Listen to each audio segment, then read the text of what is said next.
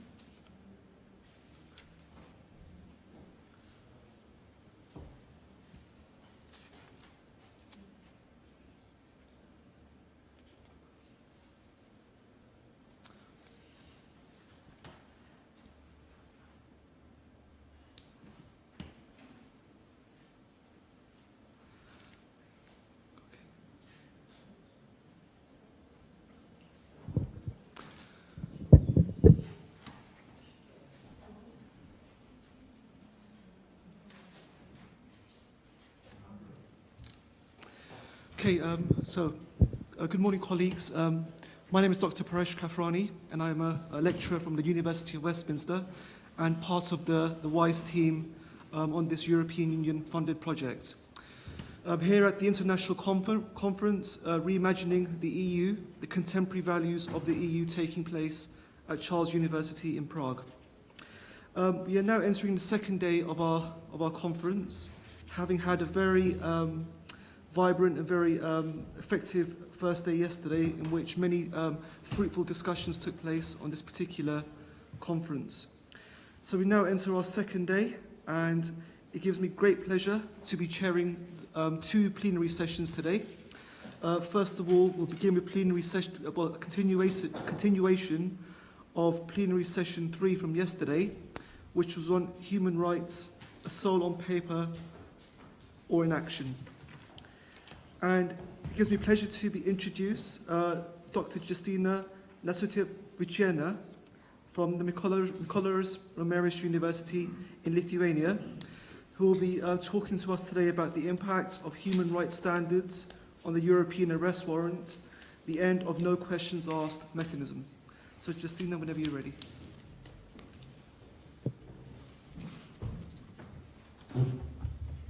Good morning. First of all, I'd like to thank you for this great opportunity to stand here and to talk about things that we find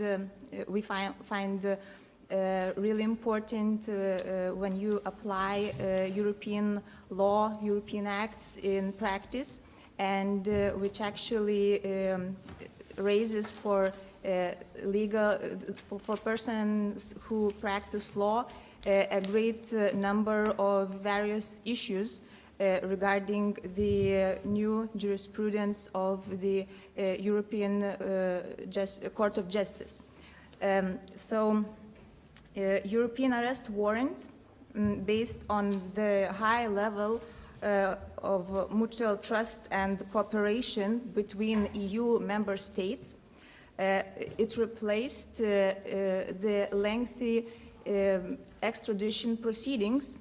Therefore, the principle of mutual trust was often considered as greatly important, yet others called it blind trust or a mechanism of no questions asked. And they criticized those mechanisms based on various aspects of human rights issues. And despite that criticism, actually, it seems that EU member states and EU institutions actually lack the will of opening this mechanism for reconstruction, let's say.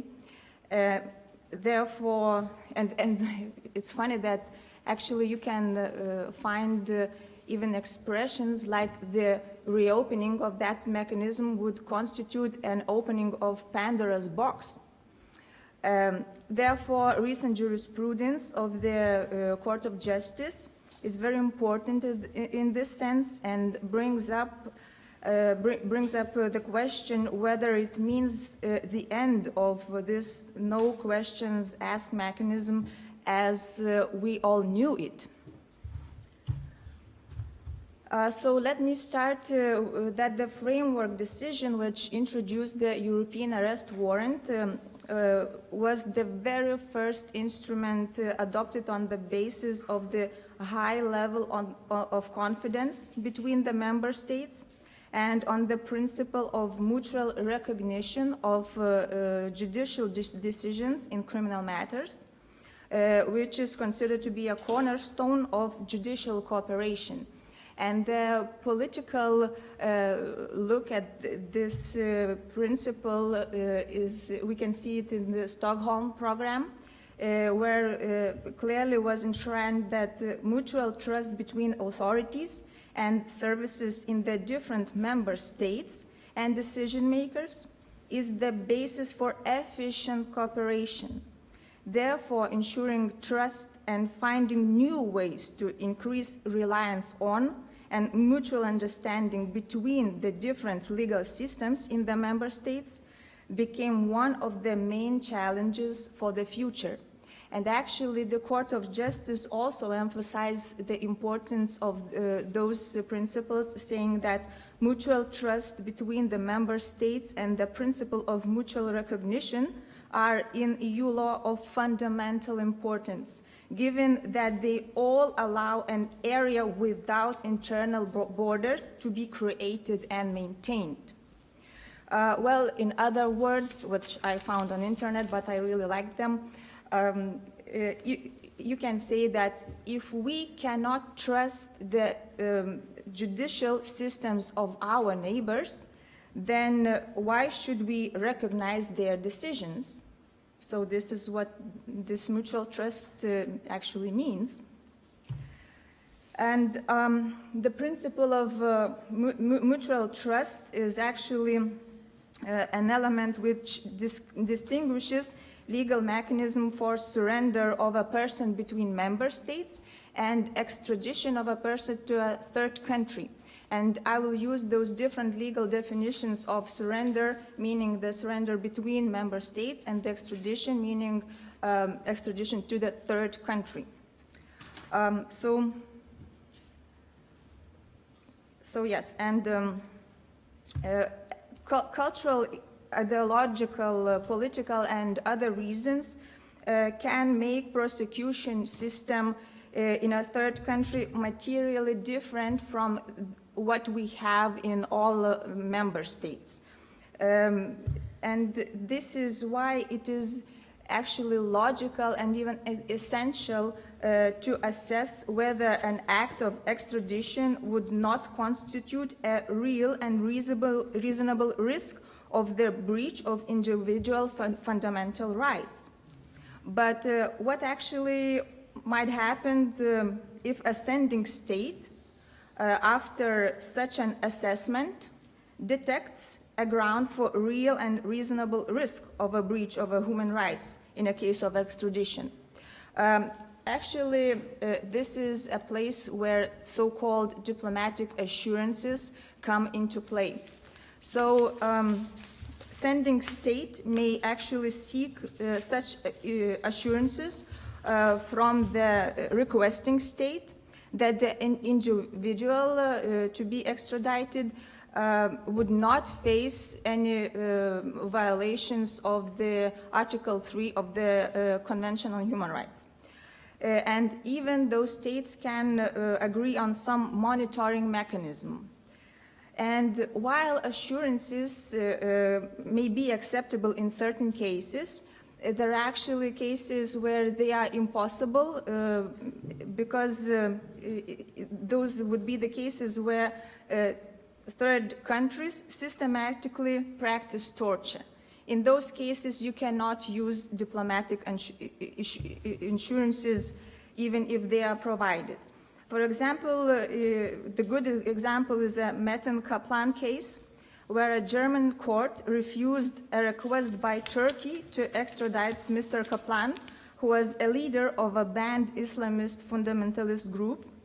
And the German court determined that the evidence on which the extradition warrant was based had been procured by the torture in detention of a group of Kaplan's followers. And the German court held that diplomatic assurances from the Turkish government that Mr. Kaplan would not be treated not in accordance with the Article 3 would not provide Kaplan with sufficient protection against such violations. Well, nevertheless, European Union is a community of a different kind of countries. We all are signatories of the European Convention on Human Rights. And we also gave the EU Fundamental Rights Charter a binding nature, finally. And what the Advocate General Yves Bott said in one case, that all member states share a sophisticated concept of a state based on the rule of law, and in spite of the absence to date of extensive harmonization of substantive and procedural criminal law within the Union, the member states have thus been able to convince one another that the conditions under which their nationals are prosecuted and tried in the other member states observe the rights of those nationals and will allow the latter properly to defend themselves, notwithstanding any language difficulties and lack of procedural familiarity. Also, European Commission states that a lack of confidence in the effectiveness of fundamental rights in the member states when they implement union law would hinder the operation and strengthening of cooperation instruments in the area of freedom, security, and justice. And from the standpoint of view of the member state, which is asked to recognize and execute the European arrest warrant, should not in principle question whether another member state,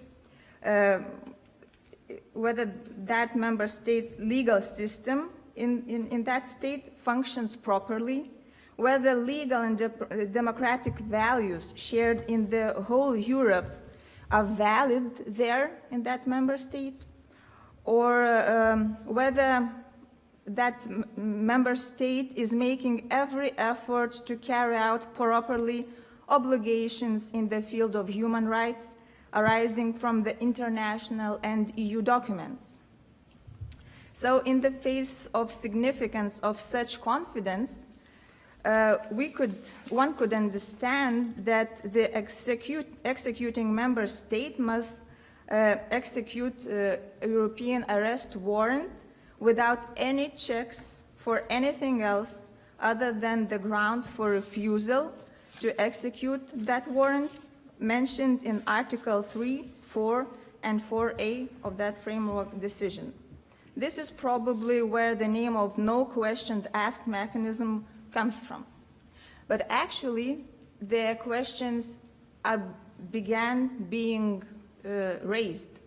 For instance, we have knowledge that Lithuanian prosecution institutions get from other member states who have to execute the Lithuanian warrant, European arrest warrant, they receive questions regarding, well, let's say, personal space for the detained person, overcrowding of the prisons, general conditions of prisons, and etc. And after answering those questions, they, well, might be obliged to give those assurances regarding the concrete person who Lithuanian institutions would like to be surrendered. Should I say that this practice is not really welcomed in Lithuania because, well, you know, it causes a lot of troubles. And therefore, I think it's kind of recent judgment of Grand Chamber of EUCJ, in joint cases, Araniosi and Calderaro, is of a great importance. Those cases concerned the German court question for preliminary ruling, because German court received two European arrest warrants. One was from Hungary, another was from Romania, and German court had information that European Court on Human Rights just recently, at that time, brought judgments against those two countries because prisons in those countries were so overcrowded, it constituted a breach of Article 3 of the Convention. So in the face of those facts, the German court was questioning European court whether the German court can actually execute those European arrest warrants issued by those two countries, Hungary and Romania. And Advocate General has actually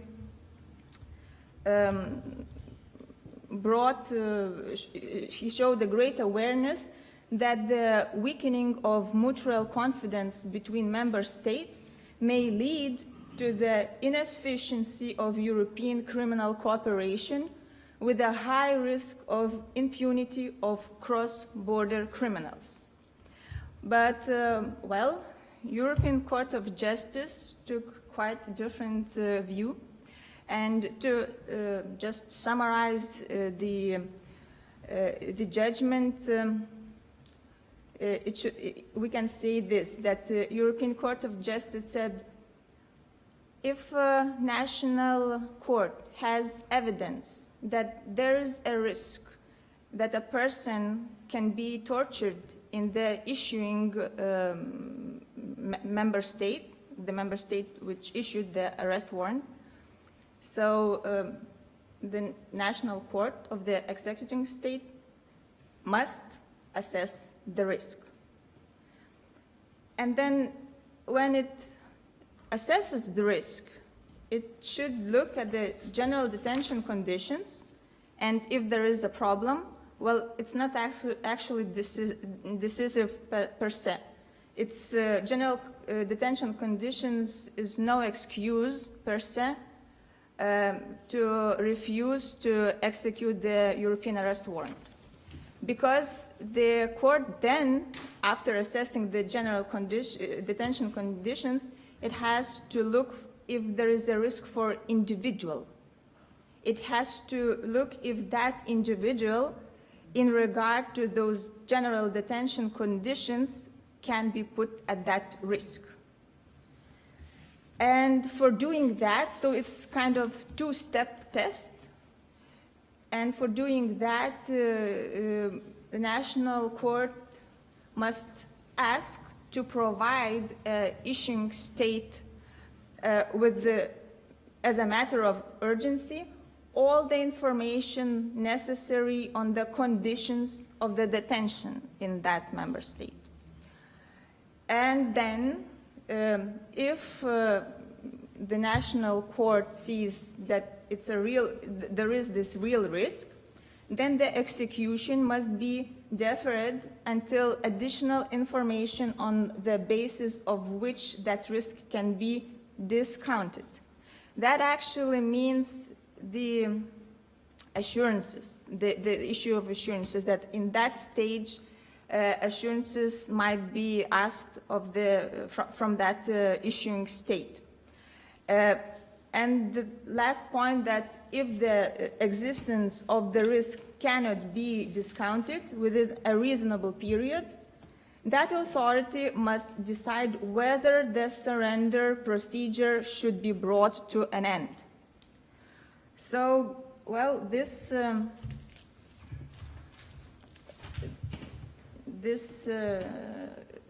judgment actually brings up various questions to all the people who practice law and who has to apply all those things in real life, every day. For instance, what is evidence? European Court of Justice says that if a national court has evidence on its hands. So let's say there is a person who doesn't even oppose to the surrender. But if the national court has the evidence on his own that in the issuing state there is this real risk to be tortured, how should this national court act? Should it act actively and say, no, we cannot send you, we cannot surrender you to that other state, despite that you're not opposing to be surrendered? Another question is, what if the person actually says that, if this person claims that he would be subject to the torture, but he is not in a position to prove that? What the court should do then?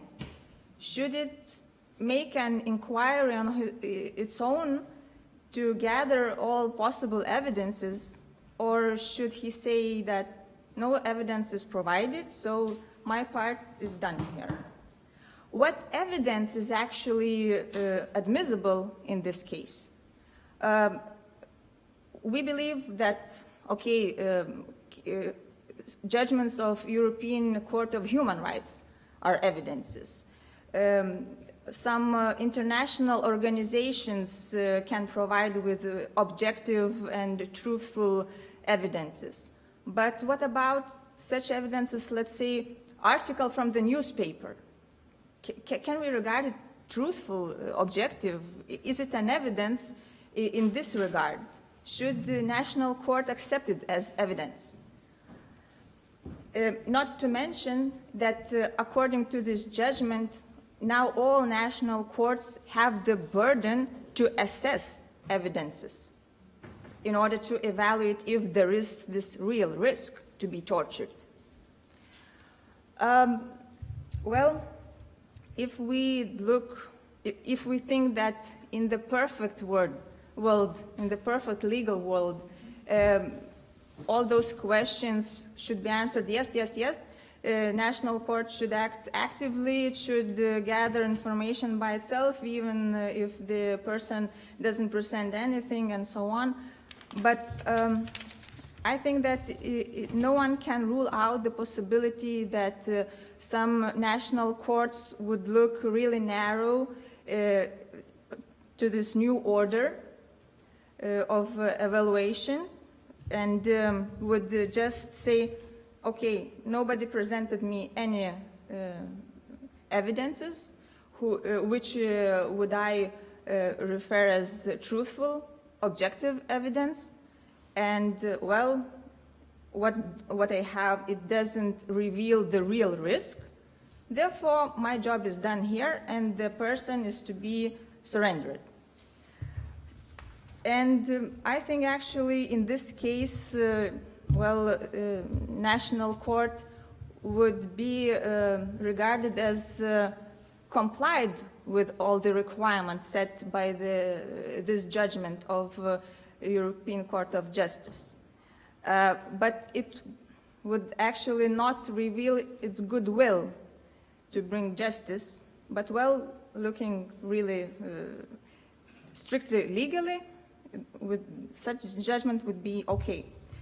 And I found, for example, such information that English court in practice, district judges sitting at Westminster Magistrates Court have been very reserved to seek out information themselves, choosing instead to rely on the evidence obtained by the Crown Prosecution Service, who act for a requesting authority, and or encouraging evidence to be obtained via this service. But the court itself rarely enters into direct contact or dialogue with the requesting authority. So this case of scenario might be really true what would happen after this judgment. And in this case, this judgment actually brings nothing new, because the possibility to win those cases diminishes drastically. Well, another point would be that no member state authority in general is not and cannot be competent to provide forward-looking assurances, because it is not possible to predict possible change of circumstances which are outside of issuing authorities' powers. For example, the issuing state cannot actually provide assurances that a specific person would be held not in an overcrowded prison, because if some exceptional circumstances occur, for example, the sudden outbreak of crime triggered by some social phenomena, all the prisons suddenly would be overcrowded, so the surrendered person's right to the guarantees of Article 3 of the Convention in the long run would still be violated. Therefore, we could say that assurances may be required and may be granted only when they are objectively required by a unique status of the surrendered individual. For instance, disability, or let's say transgender of the surrenderer. Only in such circumstances competent authorities of the issuing member state would be actually able to assess whether they could provide real and effective assurances covering human rights guarantees which will not eventually become null and void, because even in the case of change of circumstances outside the powers of authority, it will be possible to ensure that the need of concrete measures triggered by exceptional status of individual will be actually satisfied. The other issue is that if we recognize the discretion of judicial authority of executing member state in principle to constitute that another member state systematically and gravely violates human rights, therefore the principle of mutual trust can no longer be applied in respect of that member state, we should bear in mind that this is a particularly serious accusation, and there are legal mechanisms for that. As Maureen yesterday told us about the 7th article of the Treaty on European Union, that is a one mechanism. Then we have the infringement procedures, which are a discretion of European Commission. Then we have Article 33 of the Convention on Human Rights, which allows to bring to court one state, a claim of one state to another state, right? So is it actually legally acceptable that without using any of existing instruments, which would actually ensure the objective due process of dispute resolution, one member state, on whatever evidence-based accusation, just stops applying one legal act of the EU towards one member state? And let's also take into account another framework decision, 909, on the application of the principle of mutual recognition to judgments in criminal matters, imposing custodial sentences or measures involving deprivation of liberty for the purpose of their enforcement in the European Union. This framework decision is also based on this mutual trust, and there are also other instruments as well. But let's stick to this legal act now. So in this respect, it is interesting that, for example, Lithuanian authorities do not reveal information. Well, we do not have data that another member states bring the same questions or requirements of assurances to surrender people under this framework decisions as they do under the European arrest warrant. But actually, if you ask the issuing state if what are the conditions of the prisons in your country and so on, and you do not surrender a person under the European arrest warrant, you should act totally the same in the case of this framework decision. And the executing country should not surrender a person under this framework decision also. And in addition, we should say that one member state, all other member states, in accordance with the principle of mutual trust on which the system of those two framework decisions is based, also have to rely on this decision of that executing member state, which de jure states that the human rights situation in the issuing state is unsatisfactory. Therefore, they should also terminate the surrender of individuals to that issuing state, both under the European arrest warrant and under this framework decision 909. De facto, this would imply that application of European arrest warrant and that framework decision and other EU legislation which is based on the principle of mutual trust would be limited towards that issuing state. And actually we have already this in practice. I found information that as a result of the ruling in this Araniosi and Calderaro case, persons in Austria subject to a European arrest warrant issued by Hungary will not be surrendered to Hungary relying solely upon the warrant. The Austrian court has to be satisfied to the degree that it must be proven that the person sought to be surrendered to Hungary will not, upon such extradition, face treatment that is in violation of human rights. Before the instant case, persons subject to European arrest warrant issued by Hungary had the burden of proving that they personally faced such treatment in Hungary in order to avoid being surrendered to that state. And this landmark decision will change surrender proceedings in Austria regarding certain members of the European Union. So if I'd be a representative of a Hungarian citizen in Lithuania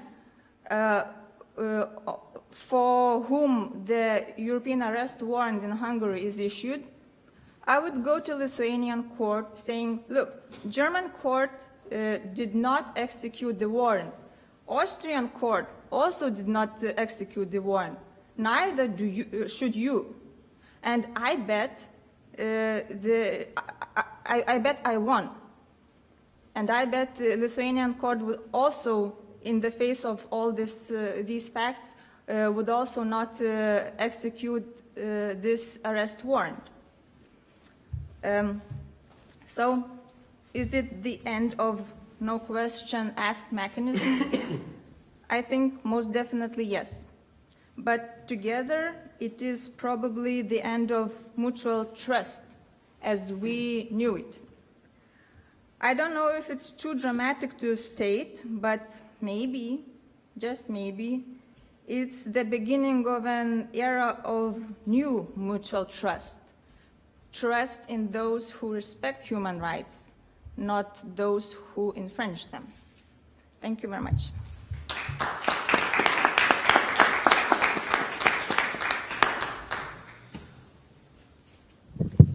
Thank you, Justina, for your presentation.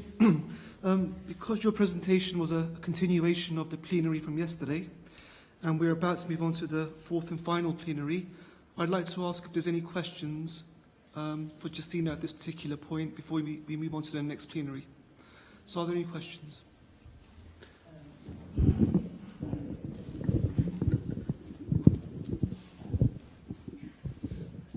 Marine Toulier from Rouen University. I have a practical question. Do you know if the states want to keep the person they arrested or they detain, or they are more keen on sending their this person to other countries? Because my impression that the collaboration in justice, and in particular in criminal matter, they're not very keen on collaboration.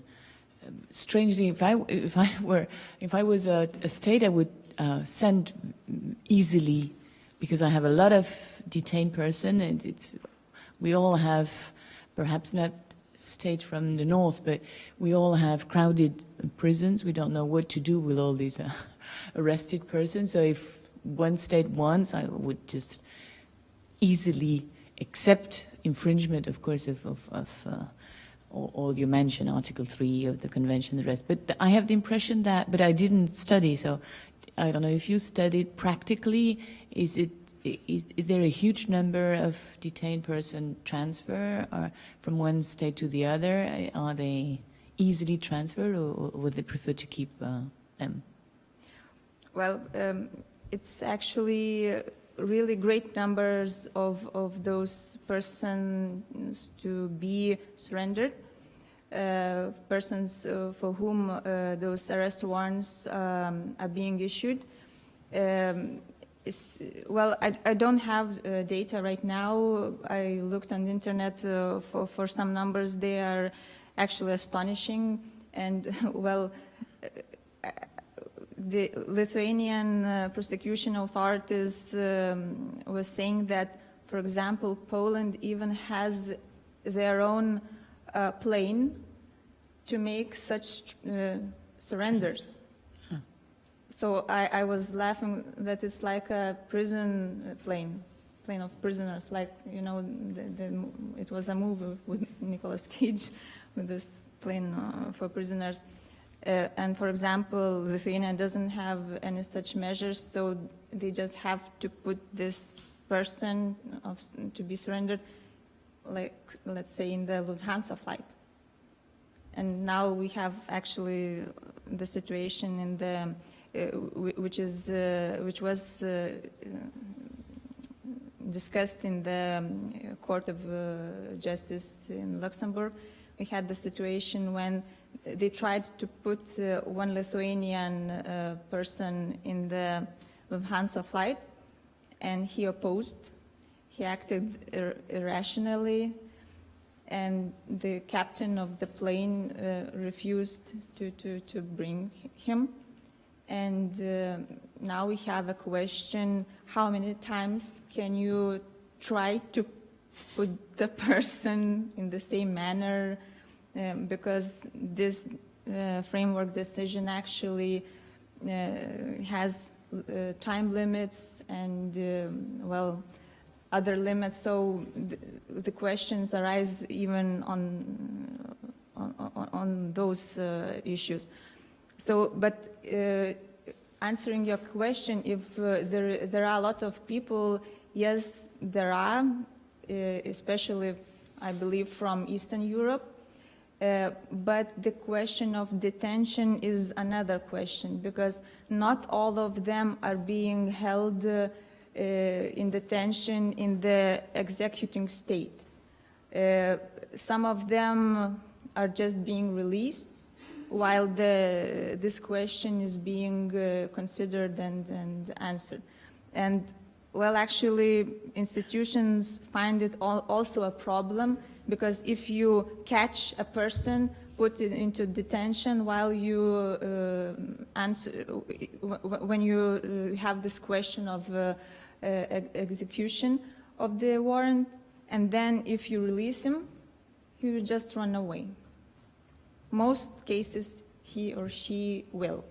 But on the other hand, the executing state has no basis to put this person in detention for the whole period when those questions can be arranged. So it's kind of has to be a speedy procedure.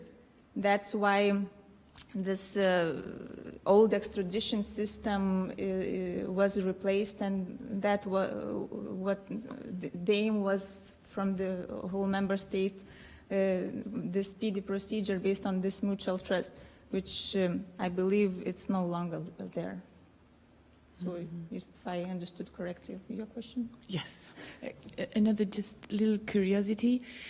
We were condemned, France was condemned for sending back Algerians, for example, in Algeria, or prostitutes from,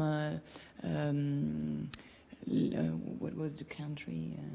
I don't remember now, but, and I was wondering why they resent back to the country with the danger of infringement of Article 3, or for a prostitute that was forced to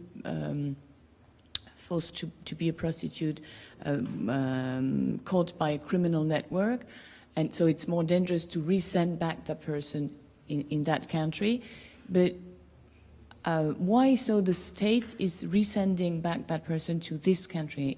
Or would it be better to send it to another country? But then the problem is the visa, and which country would you choose? So I would like your personal point of view on this, if you were a state. If we have, let's say, Lithuanian, let's say in Great Britain, who is, I don't know, maybe not even accused, but already judged upon some criminal act, and there is the decision that he or she has to serve his sentence, let's say. And if this person is in Great Britain, there is no actual basis where else can they send our citizen to what other country, and who would like to receive that person. Because we're not talking about, I don't know, asylum seekers or such kind of people. We are talking about people who are convicted already or are accused of something of criminal nature. So. Okay, thank you. Are there any more questions? I just have a very quick question, if I may.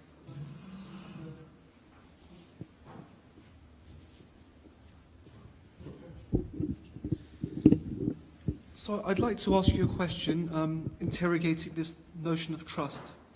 Because the European arrest warrant, as you mentioned, is based on a notion of mutual trust, mutual respect for each other's criminal law systems and jurisdictions.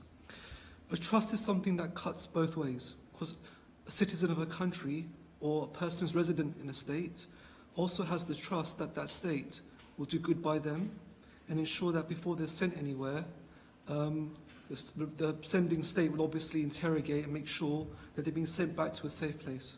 So this notion of trust is actually very complex, and it cuts in many different directions.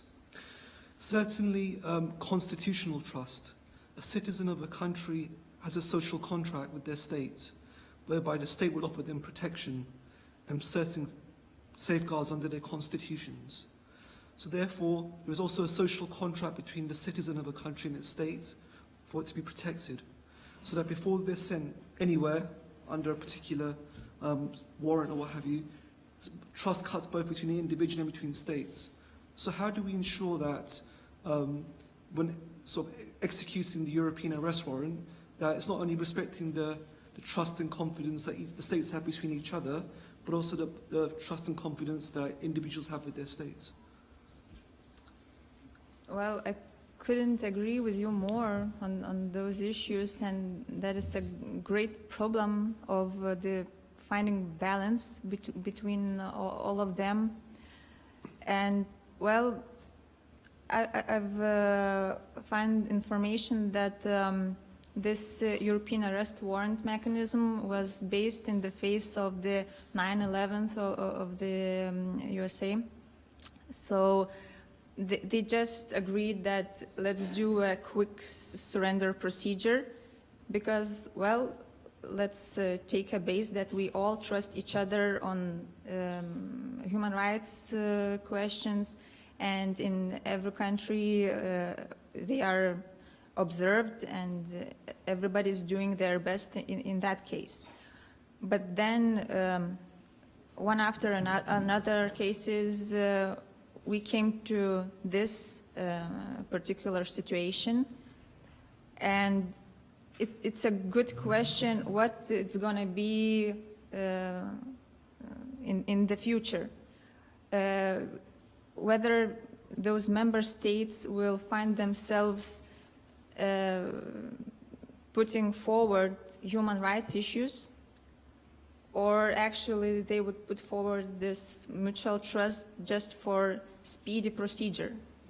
Because actually also I find information that let's say Great Britain, after that judgment of European Court of Justice was, well, of course there are lots of groups, one are satisfied with this decision and others are not.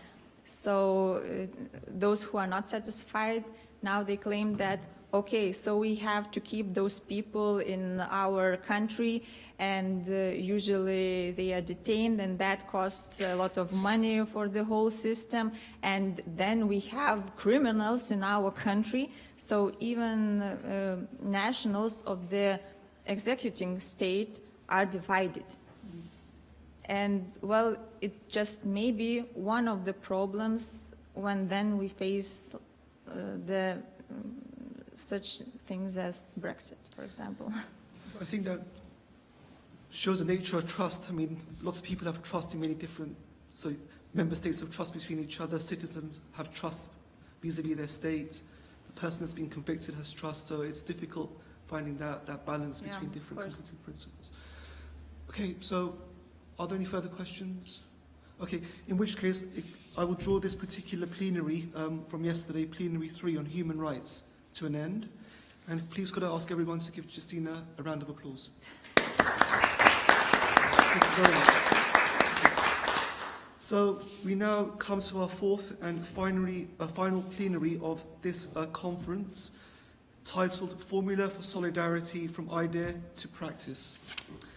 And on this particular plenary, we will have 2 presenters making presentations. The first presenter is Dr. Giovanni Carlo Bruno from the Institute on Innovation and Services for Development of the National Research Council of Italy. Giovanni will be presenting today on solidarity within the European Union, a necessary relaunch. So Giovanni, thank you very much.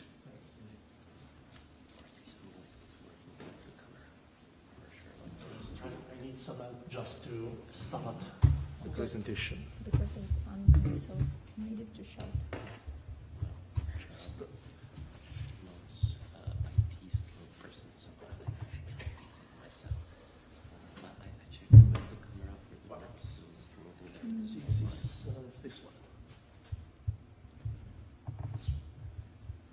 So I think it's It's okay? yeah, but the beginning I think should be better. That's the beginning. No, the beginning is It's 4 slides. no, That's it's only 4 slides. no, I don't think so. Just I think it's higher. It doesn't go higher than that. I don't know.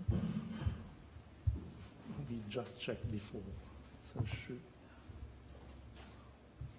Sorry, David. No. The first one is with the title. Yes.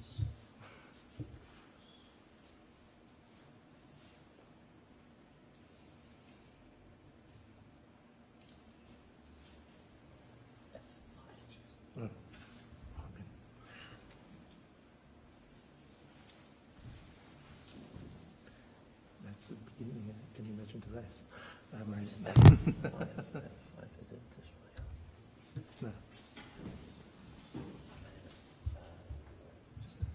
Just down there. Yes. And then how can I move? Okay. No, I mean, okay. First of all, good morning to everybody, and thank you very much for kind words of the chair of the session, and thank you very much for the invitation to join you in this very interesting project. It's for me a personal, for personal reasons. I'm very glad to come back to Prague, a town that I visited almost 30 years ago in a very different situation, and I'm very much touched by my presence here in the university, and in general, in speaking law faculties, for me is important because we teach young people how to trust law and how to defend rights, human rights.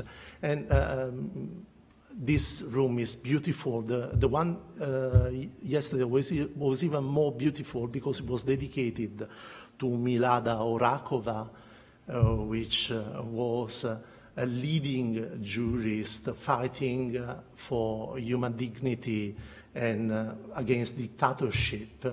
She paid with her life for her fights because she was condemned to capital punishment and executed in 1950. So thank you very much for this occasion.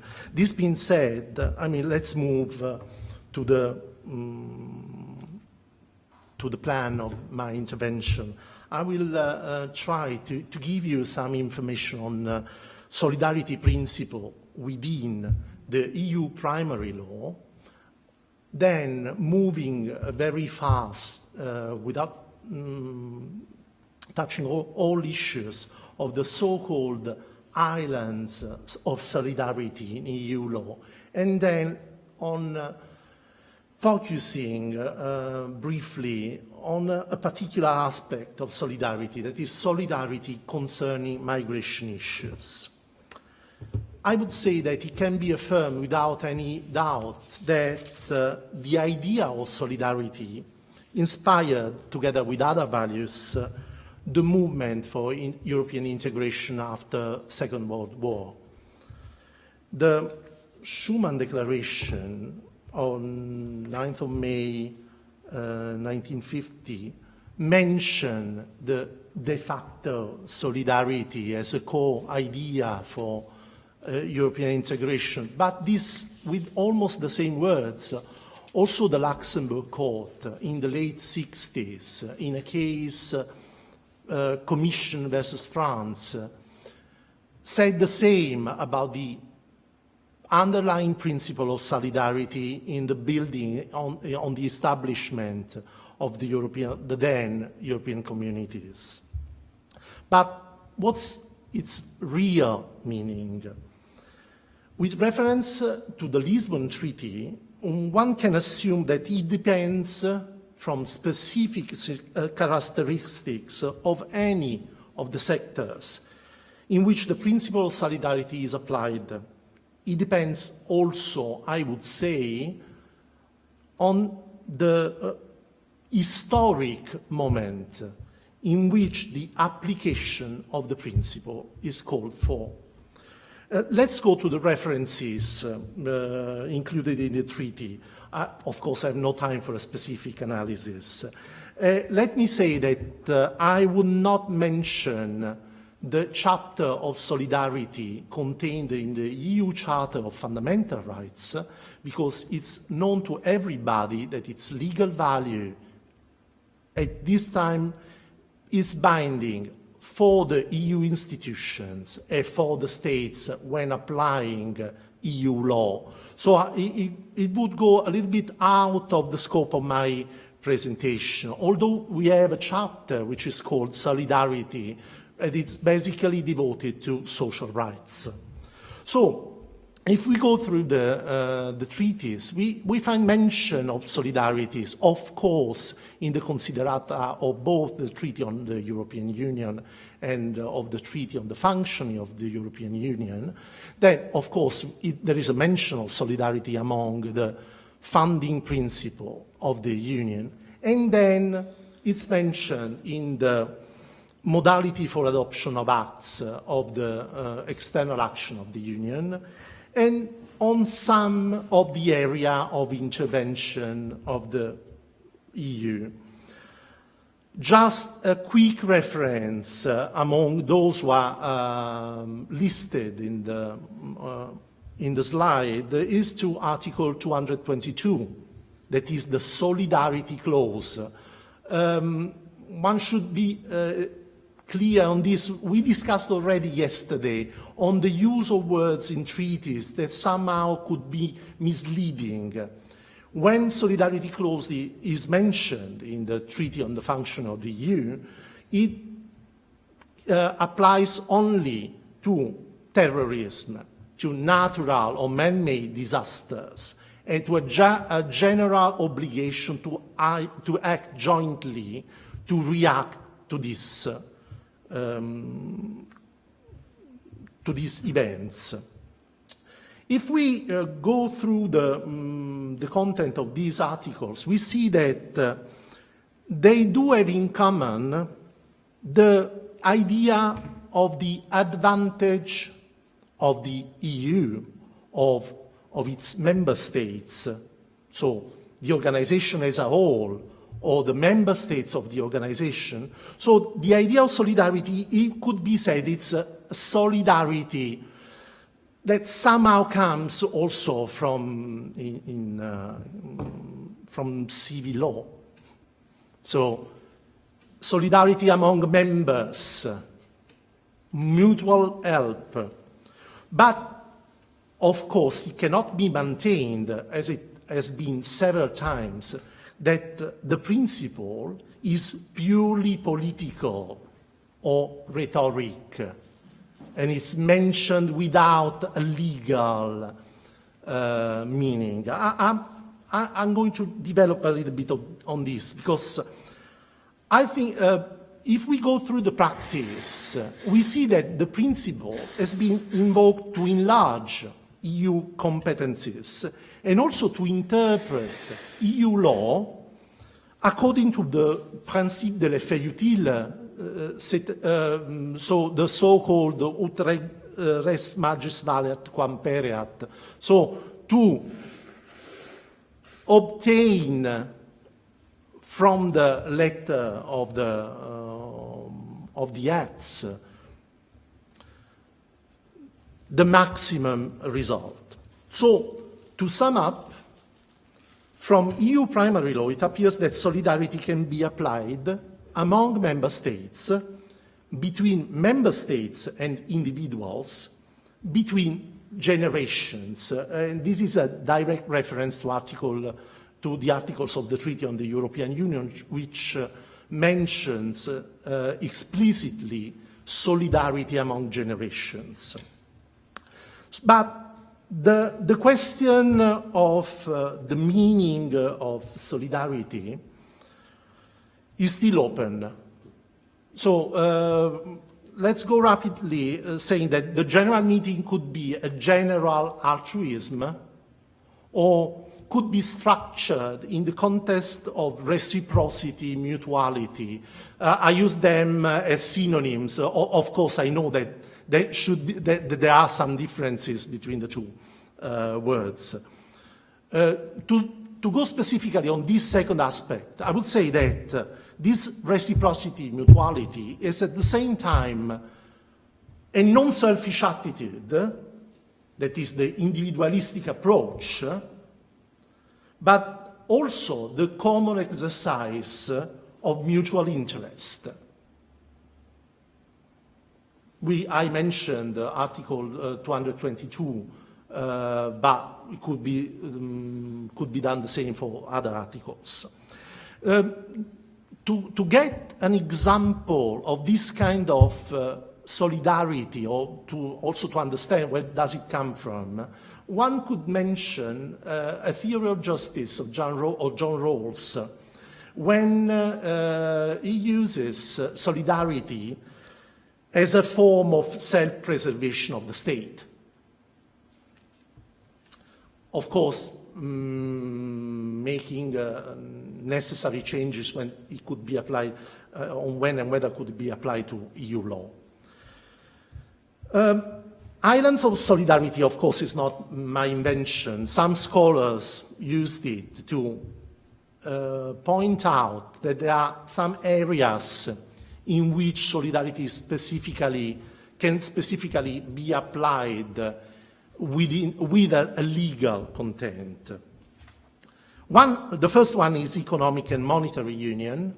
The second one is cohesion or our cohesion policies.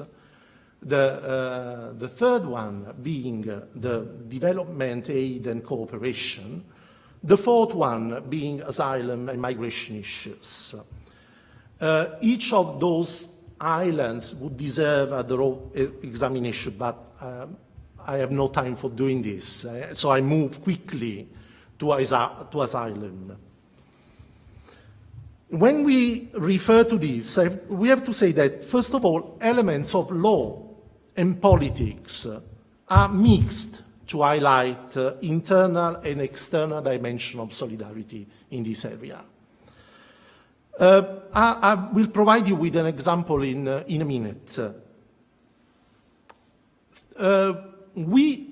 I do not examine here migrations other than, I'm just referring now to refugees and asylum seekers. I do not mention economic migration. So, when we try to make a test for solidarity concerning migration issues, it's interesting to read through Article 78 of the Treaty on the Functioning of the EU, because we see how formal requirements are contained in the legal provision to guarantee solidarity and the application of the principle of solidarity. The first one, of course, I made some cuts because it's very long, and the first one is in paragraph 1. The guarantee for individuals is the common system, the common policy on asylum and other forms of international protection. Then there is a guarantee for states, because as paragraph 2E says that it's determined the state competent for examining each individual case. And then there is the economic solidarity, that is the burden sharing of the costs of the system as a whole. When we move from formal requirements to practice, everybody can judge that the situation is rather different. Solidarity doesn't work because its reciprocal content is not implemented. Would it bring to a violation to EU law? Well, the question remains open. And that's why I affirmed before that in this case, on this issue, elements of legal and political questions are strictly connected. There are some existing procedures. Our colleague Justina, a few minutes ago, reminded us of all the possibilities which could be applied at large to EU law. But we see and we witness that some of the legal provisions of the EU treaties are almost ignored, and I refer to Article 67 and Article 80. The common European asylum system has been under scrutiny before national and international courts, but without getting a real results. Some remarks before concluding, and I'm moving fast to the end. When I was about to finish preparing my presentation, and in general, when I started studying this issue, I asked myself whether I had chosen the wrong example to speak about the principle of solidarity. Maybe the point is that migration is such a big issue that cannot be isolated from the context of general reaction to something which is inevitable. so I could have pointed to social cohesion, but then, I mean, if we look at data of 2016, we see that social cohesion is blocked, even without referring to migration issues. So, but then we have to be honest to ourselves and to the others as well. So I saw that neither the European agenda on migration nor the proposals of relocation appear to be a satisfactory compromise for the member states. And let's move to the final example. A compromise was the Bratislava Declaration, the Bratislava Roadmap of last September, in which it is said that EU consensus must be broadened, and the policy must apply the principles of responsibility and solidarity. Well, if we go through the text of Article 80, we see that the treaties do not speak of solidarity, of responsibility. They speak of fair sharing of responsibility, which is rather different, which has a rather different meaning. So I would say that, to use a term which is rather known to those who are studying migration issues, is this a pushback of the solidarity principle? To conclude, a general conclusion is referred to this conference in which we try to reimagine EU values. To my opinion, it means, on the one hand, how to open space to values that have not yet been included in EU law, but also it means that old or existing, I use a little bit provocatively the word old, but existing values should be put forward and used at their maximum to move them from, a forgotten position or underused position to its best. And this, reminds me once again of Prague, and with this I close my intervention.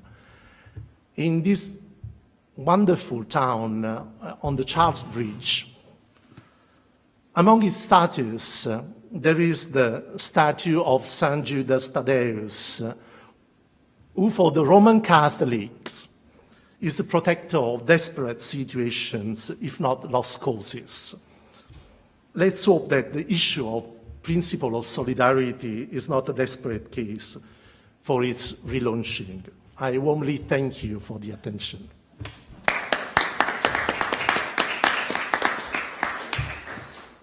Thank you very much, Giovanni, for an excellent presentation.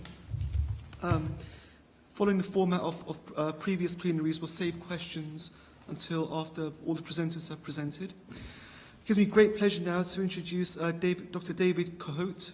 And at this juncture, can I please take this opportunity to thank both yourself and the Charles University for hosting this conference. Your hospitality has been absolutely fantastic. So on behalf of myself and I'm sure the entire WISE team, can we thank you very much for your hospitality. So it gives me great pleasure to introduce you, and you'll be talking today on the European Social Dialogue under Articles 154 and 155 of the TFEU as a tool designed to foster the European social stability. So thank you very much, David.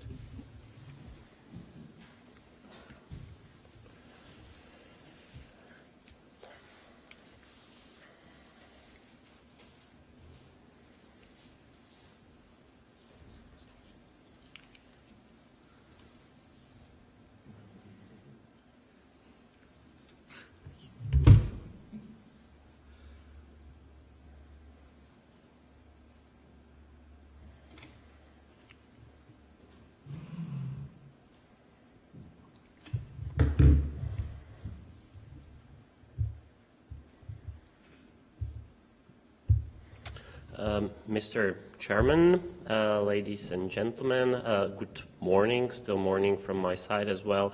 Thank you very much for your very nice introduction, and also thanks to all of you that you took the time to be involved in yet another part of the WISE project, WISE program, and we have had several events so far, some of them even in Vilnius, in Poland, and so on. So I think it's just only natural that we also took our part and participated actively hosting one of the parts of the project. So thank you as well. Now, coming to the topic of my presentation of today, perhaps some of you might find this topic awkward and not fully in line with the theme of this conference, but hopefully I will be able to present the topic in a way that you will be able to consider it as fitting into the framework of these sessions of today and yesterday.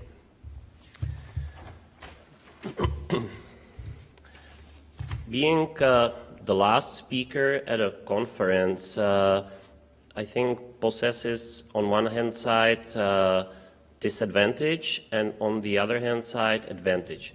The disadvantage is that it's the second day and even especially if you're involved in the organization of the event, you might be kind of tired.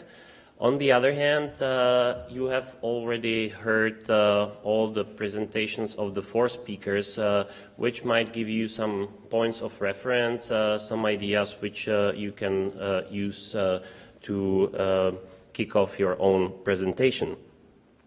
So, actually, the topic of the conference is intended to search for the values, the past values, current values, future values within the European integration.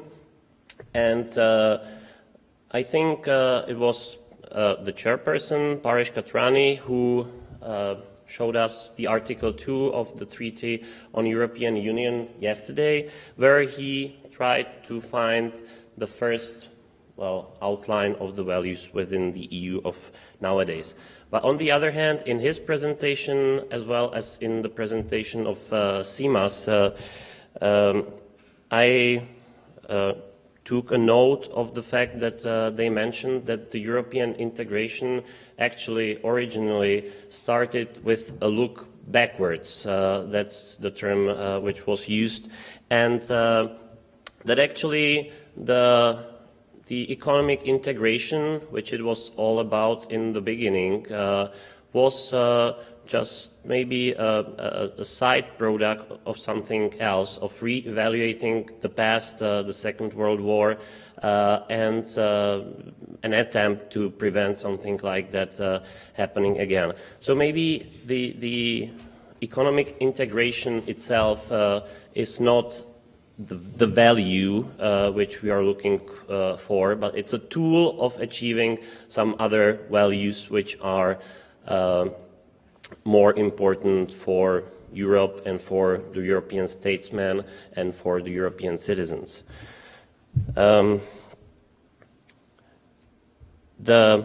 We may illustrate that having maybe like this what I have mentioned may illustrate that having effective tools is crucial for attaining the real goals of the European Union, be it the values like the ideological foundations of the European Union, or the political goals, the aims which were also discussed yesterday in comparison with the values. I think the goals, the political setting of the European Union is in contrast to Article 2, delimited in Article 3 of the Treaty on European Union. And I've just chosen a few of the terms which are used there, like internal market, social progress, balanced economic growth in order to help myself for the rest of the presentation. Because,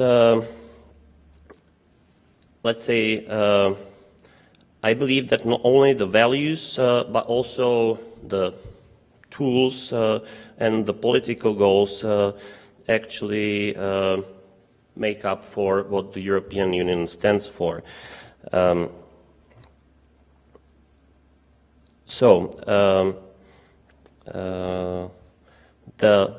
We may feel that there is also the social dimension within the European Union, and this social dimension actually is connected with the economic growth, because the better economy, which was the original goal, aim of the European Union, the better living standards, sustainable standards for the people, and in a way, I think it's not very far away from the human rights, which were also discussed yesterday extensively.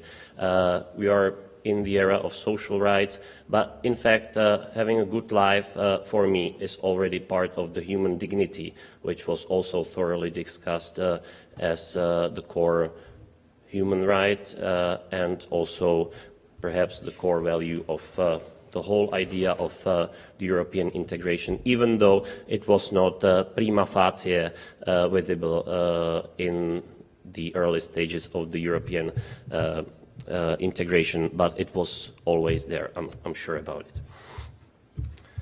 it. Now, let's leave this theoretical part and move to the European social dialogue. It was included into the Article 4 of the Treaty on the Functioning of the European Union, and as such it is mentioned among the shared competences shared between the European Union and the Member States. More in detail, this section of the social policy within the European Union is described in the Title 10 of the Treaty on the Functioning of the European Union in the Articles 151 to 161. The European communities attempted to consult the social partners, so to say. The treaty nowadays uses the words management, which can be understood as the employers, and labor, which can be understood as employees. Altogether, we may say social partners. So they were invited to participate in adoption or in preparation of European communities measures. But it was in 1997 that the Amsterdam Treaty actually brought in originally Articles 137 and 138 into the treaty, nowadays renumbered into Articles 154 and 155, which make the core for the European social dialogue. Now, this European social dialogue might have different forms. I think we don't have time to go through all of them, and it would be like either you know about them or it would be too boring for you, so let's skip that. The basic notion is that the representatives of the employees on the European level, representatives who are nominated by the, let's say, trade unions in particular national systems, come together with the representatives of the employers on the European level as well. Then they may institute this European social dialogue, which is described in Article 155 with the reference to Article 154. 154 says that before submitting proposals in the social policy field, the Commission shall consult management and labor on the possible direction of Union action. Itself, this is not the core of the European social dialogue. This is just another principle of involving stakeholders on the European level into the process of implementing the treaties. But this article further gives one special right to the labor and management on the European level, that they may actually request the European Commission to put to a halt its initiative to create some legislative measures, because the social partners in the era of social policy issues may negotiate on that, sometimes under the auspices of the European Commission, sometimes more independently, on their own. Meaning that the outcome of such European social dialogue could be so-called contractual relations, including agreements, which could be understood as Europe-wide collective bargaining agreements, or even the parties may decide that they will reach an agreement, but at the same time they will request the Council to transform it into a Council decision. In practice, usually this was done through Council directives. It was not the ordinary legislative procedure, because the European Parliament is not involved in this procedure. It's up to the Council to issue the respective directive, and the European Parliament is only informed about this fact.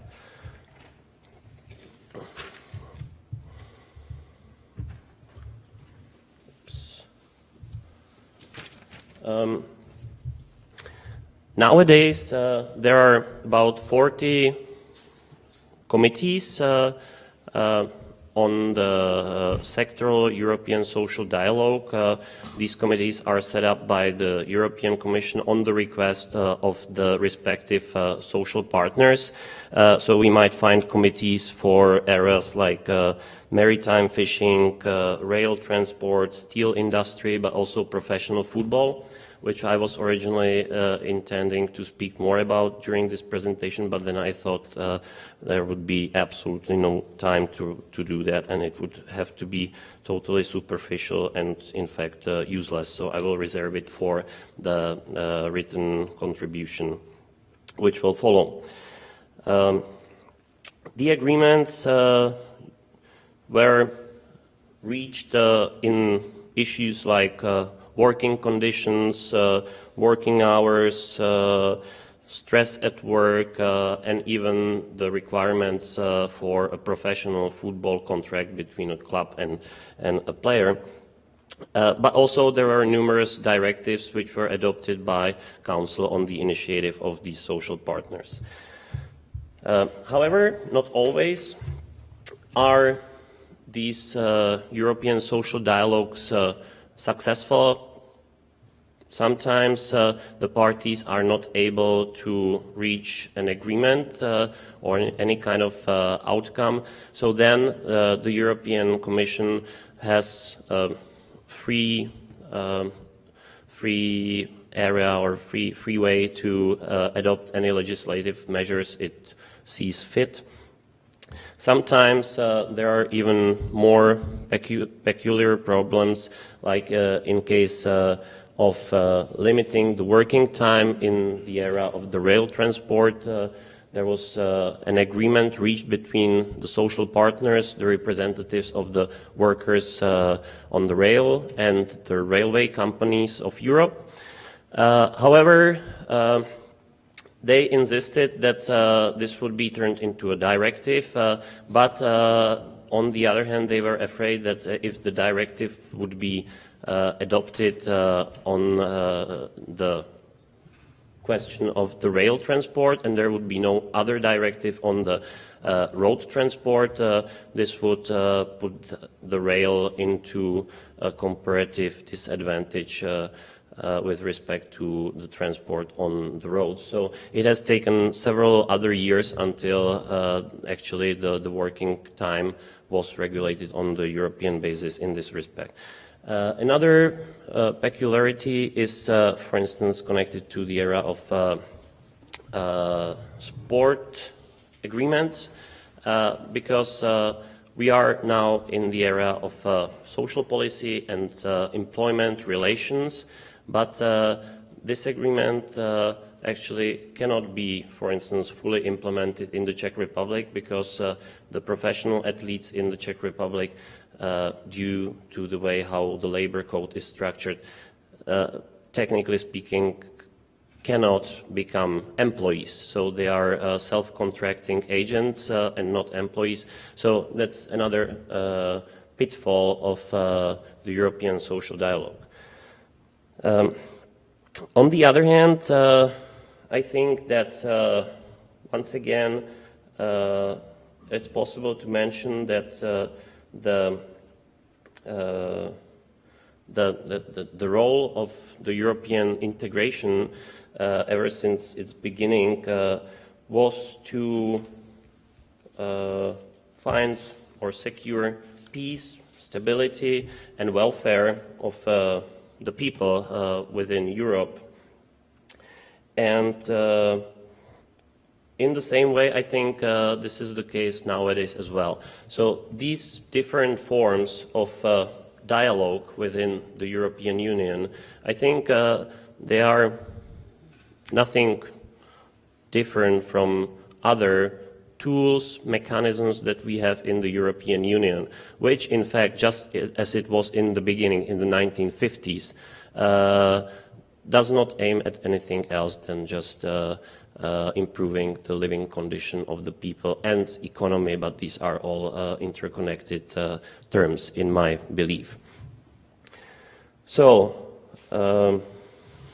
to conclude, I think that in fact the dialogue on all different levels is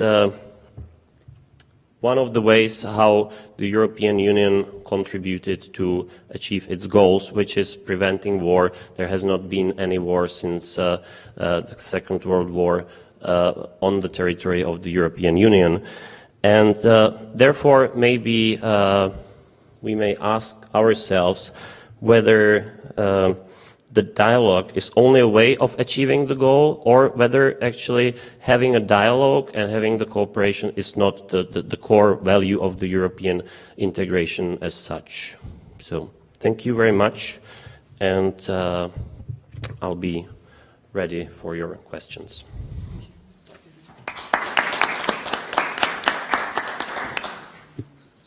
Thank you, Giovanni, and thank you, David, for your presentations. I'd like to open the floor up to any questions. Does anybody have any questions they'd like to ask?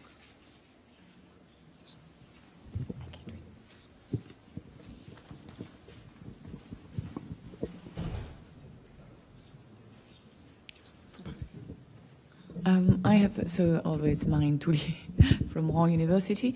I have a question for you, Giancarlo, about the solidarity and freedom and liability. That would be the field of mine. To which extent do you think solidarity should go?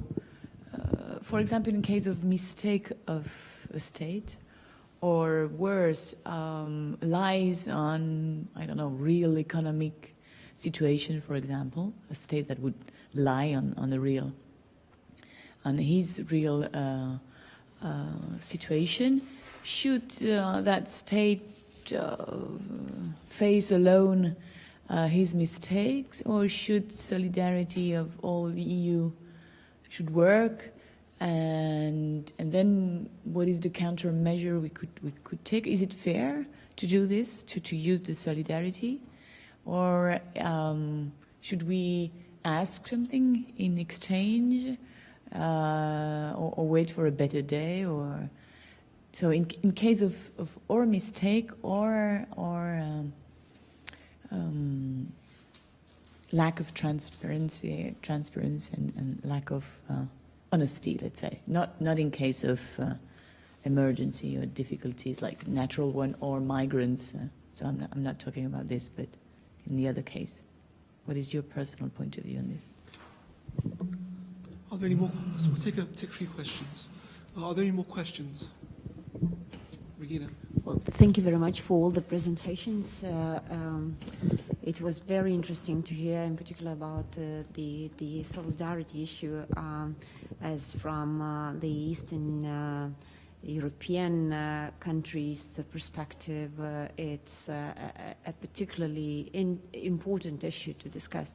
But the situation now really reveals, and well, it would be very interesting to hear what is your position, that solidarity, well, the first question would be, do you feel that the situation, in particular the situation of migration, has revealed that the solidarity principle does not really work in practice, or it works to a certain extent, and then now we have started talking, at least you can find it in the speeches, about flexible solidarity. So what is this in your issue? Because it seems that the states are trying to impose something in between when they want to show that something is at least working. And then, you know, a very philosophical maybe question: can we say that there is a solidarity when only the representatives of the states decide and impose these decisions on the communities? Because it seems that when it comes to any decisions on the migration crisis, in particular mandatory relocation of persons, like in terms of numbers of quotas, no? It seems that it's very much not accepted in certain part of Europe. So what should be in which way the policy should be structured, European Union policy, to achieve the maximum extent of real solidarity? So is it necessary to somehow somehow involve the communities in this path? Are there any more questions? In which case, could I possibly ask a couple of questions as well, both to Giovanni and to David? Could I have a microphone? Okay. So, first of all, I think that both of you, in your presentations, touched upon some imagery, which I'd like to just draw upon. Metaphors. For example, I think you spoke about the islands of solidarity. And I think, David, you spoke about the notion of a tool. So I just want to ask you a few questions on these concepts. I think an island of solidarity is a very apt term. So I often wonder whether the approach towards solidarity risks leaving Europe as an island in itself within the world. So to give you an example, if you think about the notion of solidarity, solidarity doesn't just apply inward in terms of European solidarity, but how about our solidarity to our fellow people across the world? For example, the consensus on humanitarian aid talks about solidarity not just with between Europeans, but solidarity also with those who have suffered natural and man-made disasters, the need to alleviate their suffering. But yet it seems as though we tend to, well, the EU tends to place conditions upon the granting of humanitarian aid in pursuing its own solidarity agenda.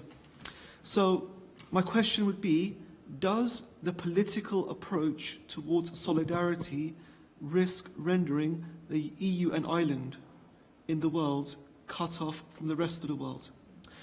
My other question to David would be the notion of a tool. I mean, if you think about any tools are instrumental. We use them to achieve a purpose, yeah? So, for example, I might use a hammer as a tool to achieve the end of striking a nail. I might use a pen as a tool to achieve the end of writing. So tools are instrumental to achieve goals. And I can understand how dialogue might be a tool towards achieving a certain goal. Absolutely. But isn't there a risk of saying that a value is a tool? because then what we risk doing is instrumentalizing a value. So if we take the rule of law, for example, we say, okay, all of our efforts are aimed towards achieving the rule of law. So the rule of law becomes an end. We're using means towards achieving the rule of law as an end, whereas the rule of law should be a beginning. It should always exist from the very outset. So it's not an end to be achieved through the use of a tool. It's something that must always subsist. So to say that a value is a tool is a paradox, because it should always exist. It's more of a circumstance as opposed to a tool. So my questions would be, just to reiterate, how much does the political notion or approach towards solidarity risk rendering the EU an island? And secondly, can we say that, to what extent can we say that values are tools? So I'd like to add these questions to the questions that other colleagues have asked. Thank you. Thank you. So I'll turn the floor over to you. I do have a question for David as well, if I may. Please. Because at the end of your presentation, which was excellent anyway, you opened the issue whether the social dialogue is a value in itself or is a tool to achieve values. But probably I didn't get your position on this. According to your opinion, which of the two options do you prefer? And that's it. So, this being, if you want, I can start answering questions. Yes, Giovanni, if I could turn the floor over to you, please. Yeah. So, first of all, thank you for the questions. And let's start with the questions of Marine. In other words, let me be a little bit blunt. Are you asking me whether the choices of a government of one of the 28 on economic policies should be paid by the rest of the community of the union? Or are you asking me whether, because in this way you could mention the state of the states, or are you asking me whether the measures, the combined effort of the Union and other international organizations to find a solution to economic crisis, is it a measure which anyway is asking too much either to the people of the country or to the rest of the Union? Because on this, I mean, this question is before each one of us. And any answer, deciding completely in favor of you create the problem, you pay the consequences, or you create the problem, everybody takes on board your problem, trying to settle the issue by means of solidarity. I think they are both incorrect, in my opinion. So I'm really... So the point is that there is no unique solution. I mean, it's a combined... One must be, I think, it must be clear that the moment in which each one of the 28 states entered into the Union, they decided to share some responsibilities. So, in this case, one cannot invoke solidarity, but I mean, it can be invoked, but really in the sense of the mutual interests and the mutual possibility of finding a solution to that. Of course, this does not mean that you, let's say, involve all the others with the same responsibility, but one cannot be exempted. One cannot claim to be not part of the problem at all. So, but as I told you, that's my personal opinion. So no solution is possible without cooperation. No solution is possible without solidarity. But as I told before, solidarity in the sense of mutual, reciprocal, fair sharing of some of the solution. Of course, the country that is involved mostly will pay the highest price for the crisis. And we did not mention which country. we did not do the name and shame but it is clear that it's a European problem. Economic crisis was mainly a European problem. Then you had different issues in some of the countries, but one cannot deny that the crisis was global. I know that somehow it's a non-answer, or maybe it's not satisfactory to you, but it is also the way it has been faced by the international community as a whole, through its organization. And if there is no cooperation, some sanctions, or no? Well, I think up to this moment there is cooperation. So we will see when cooperation is not shown, whether or which kind of reaction will be from or will come from the Union.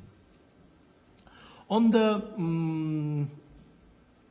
the first question of Regina, well, I mean, it's a kind of question that has already the answer, because, of course, this idea of the flexible solidarity, it was shown, I think, in the Bratislava Declaration, that is somehow, that one is a wrong presentation of reality, I would call it, because if you manage to change which are the principles underlying the action toward migration issues, and you say that it's mainly a problem of responsibility and not of fair sharing of responsibility, which has a totally different, I would say, meaning, it's clear that we are struggling highly on the political level, and no one is so strong to impose a legal solution to this highly political question. On the second one, which appeared, as you said, was more general and philosophical, it has, you cleverly underlined that there are some practical consequences. And I give you an example of some practical consequences. When speaking of the relocation plans within a country, so I'm not moving to the discussion among the 28. In the last weeks, there were two events in Italy. I refer to the Italian situation just because I got this very, to me they are very meaningful examples referring to Italy. The first one comes from a region, you know, the organization of Italy in region and then in municipalities. One of the region of southern Italy, Basilicata, they said, according to national plans, we can receive X asylum seekers. We discovered that we could be ready to get more asylum seekers, because relying on the spaces we have, resources we are granted from the government, which are EU funds. And we discovered that we could get more people. So please do. The second one comes from the National Association of Municipalities of Italy, which the day before yesterday, or 3 days ago, during its annual meeting, they made a survey of possible real spaces and resources for asylum seekers and refugees. And they said that the numbers could be higher than the one which is provided for in the national scheme. So it is true that these decisions are perceived as external from the communities. But then I would say that it's a matter of internal distribution and discussion on these issues. I know, once again, that sometimes there are so sensitive issues that if you don't have, if you dare to face the public discussion, you won't try any solution and try to push the communities to obey the higher decision. But once again, there is no general answer to this, and you knew absolutely. But just to throw these examples, I think that a manageable solution could be found out. On the question raised by Paresh, the idea of islands of solidarity should be perceived, I think, more as a definition than as a general,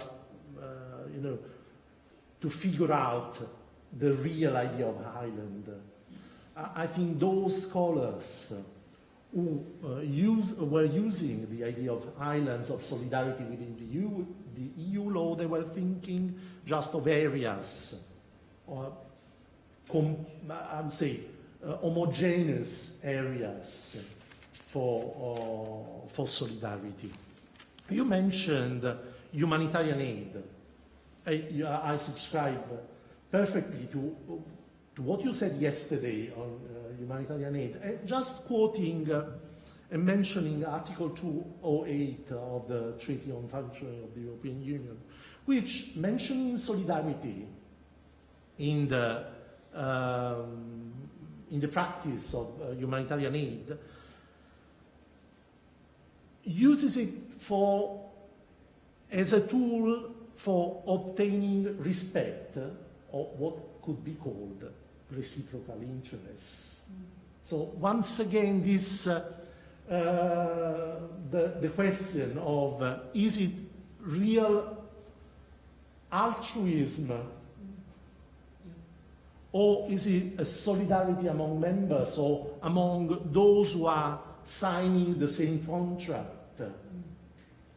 It's the use of a specific word which could be misleading, but I mean, on the other hand, I think as Barbara said yesterday, one could not invent each time new words which could be even more difficult to be understood. I hope I answer to all of your questions. I don't know whether how satisfactorily, but at least I tried to. Thank you very much.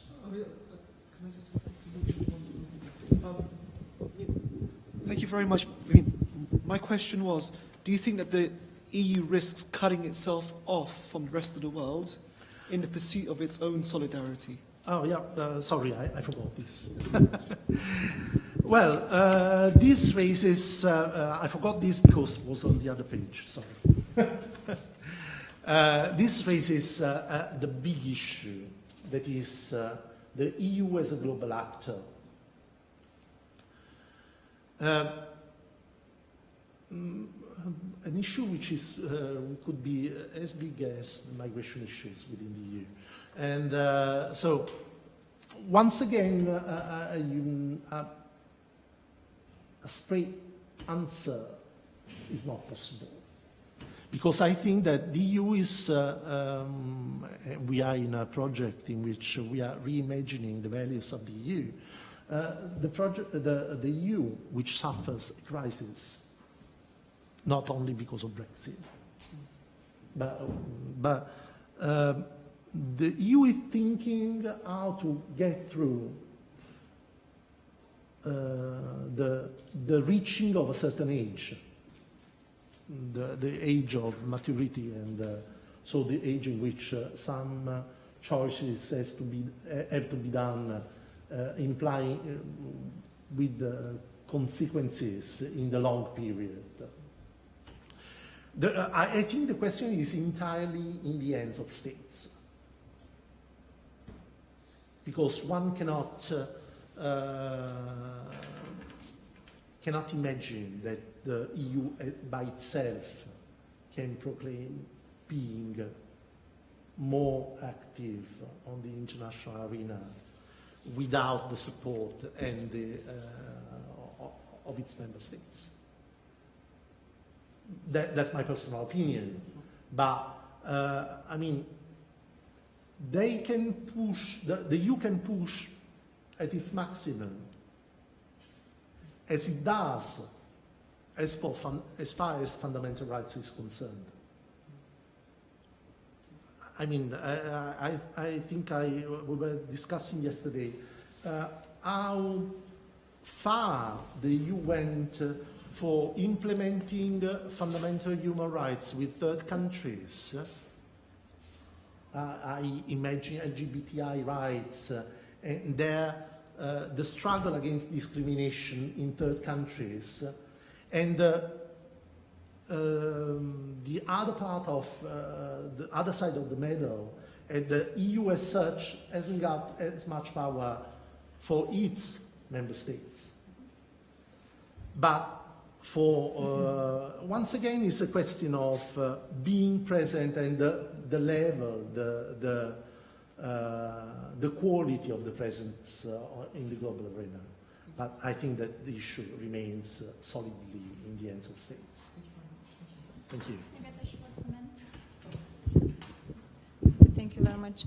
I just wanted, to note that after, I don't know, being 12 years in the European Union, for Lithuania, personally me, I have still fight the position of Brussels wants this, Brussels wants that, Brussels claim, Brussels require, Brussels this and that. The people don't feel that they are part of something. Therefore, we cannot talk of solidarity as such, because usually European Union is considered as a tool for obtaining something good for your own, and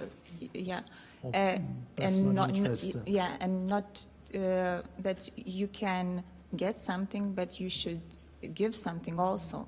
What solidarity is all about. Therefore, it's still in our minds a long way to go to feel this part of the bigger family. So that's it. Thank you.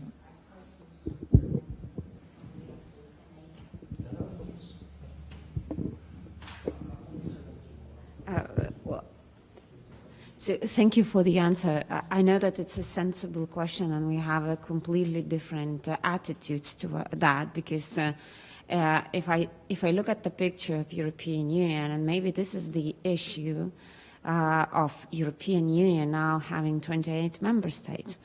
The first, I will start from the point that, and even taking into account Lithuania and other states that became the members of the European Union in a big group. So maybe this is the question, whether they were ready at that time to become the members of the European Union. Because now I will start from that. I know that there was a geopolitical situation that turned to this. That was basically the basis for this decision. But, from today's perspective, what the European Union is facing is that we are very different in terms not of people. Now we talk about the values, and it seems that these values are important to all of us. But you know, in particular when it comes to these sensitive issues as solidarity, so you know, I was thinking of what is the real problem of accepting people. In Lithuania, we have it's not that we have the problem. It's not only that we have the problem to receive somebody different, like even a black person living in a neighborhood. For us, it's an issue. So, because majority of Lithuanians still living not in Vilnius, they haven't seen ever a black person, ever, just in the movie or whatsoever. So we say that we are very tolerant just because we haven't faced anyone different, so we are very tolerant. So, but you know where I'm leading to. So Lithuania as a country, it's quite a young country. So now we are only we're learning how to live in a society, in a free society, in the free communities. We are trying to understand what is community in the real sense, living in a free world. So these communities are very young, very young. So these are not mature communities. So therefore, it's super difficult for the young communities these communities that are looking for themselves, for their own identity, to accept anyone different. Because still, it's a challenge to deal one to each other. Not to say people are moving in the country, so they are looking for their place in the free world. And I believe this is what is the feature in all the Baltic states. So I do not really feel that this system of relocation or quota system could work, because what the person going to Baltic states is facing. So it comes to the society which is not mature to receive him or her. So this is the big problem. It's not we say yes at the political level, yes, we want to get them because we will do anything. I remember when Lithuania, in the beginning, Lithuania was a bit reluctant to do that, but then the quota was imposed, and then Lithuanian politicians realized that nobody wants to go to Lithuania. Nobody wants to go to Lithuania. Then they made movies. They made, posters. They went and talked to people, it touched their pride. Nobody wants to come. How come we're so precious to ourselves, but nobody wants to come to Lithuania? And they brought some families. And when you see people are coming and telling, yeah, and everybody, are you sure that you want to come here? Yeah, sure. I mean, because for us, the most important thing is the security. But then in 1 month, you hear that it's not really what matters, because people cannot live in the community, in the society. They are left alone, with some, in offices taking care of them. So this is the crucial policy, this is the crucial issue, because the society is not community, is not able to accept them, even if they say, okay, we are not against, we know the war, blah, blah, blah. They do not have skills to do that because of not having the maturity. So not seeing differences, not living with this. So I see this as a crucial problem. So, and if you impose the solidarity and not have the solidarity from the bottom to top, so I do not believe that this is really possible and it can work. And I believe that this decision of the European Union just to on the quotas and it's only the very short-term solution of the problem. And in the long term, the European Union is going to face a lot of problems concerning this, because, in my opinion, now we have the issue of radicalization, we have the issue of violence, and if not this, so then there will be shortcomings coming from the other side. So, and I, sincerely speaking, at this moment, I do not see the ideas or the plan or the roadmap how the European Union is going to deal with it, apart from what it's visible. They want to control everything, and this is the only solution that is proposed. We're going to listen to gather the data of telecommunication. We're going to look where you are traveling. The solution is the massive surveillance. I have only this perspective. And I remember sitting in the management board meeting of the Fundamental Rights Agency of the European Union, and they also raised the professors from all the countries, they raised similar questions, like, is the obligation to travel somewhere where you do not really want to travel is the solution? Just think of yourself. So, and most probably, well, they came to the conclusion that most probably it wouldn't work. So this is a very long reaction, but again, reaction from living from the country where I live, like seeing the reality. So, so I believe that looking from the point of view of Italy or France or other countries where you have like more mature communities, the picture could be totally different. So this is my comment. I have just a little comment on your comment, but how then to get to that maturity? It's a little bit like a family, no? It's not very natural for babies to give the toys and give the food to the brother or the sister, but then they have no choice because the parents are there to say, now solidarity, you can't beat your sister, you can't eat the food of your brother. So it can be a little authoritarian, but then how, if you let the time, how much time it will take, and if you never meet someone different from yourself, how could you know if you are tolerant? It's like... So you mentioned the family, and this is the issue. So just imagine you're having a different child, and you have an adopted child who is coming from the foster house. Do you treat the child a bit differently? In the terms of values, the values are the same in the family. But when you see, you are telling me, well, this is what you have to do. And he will say, no.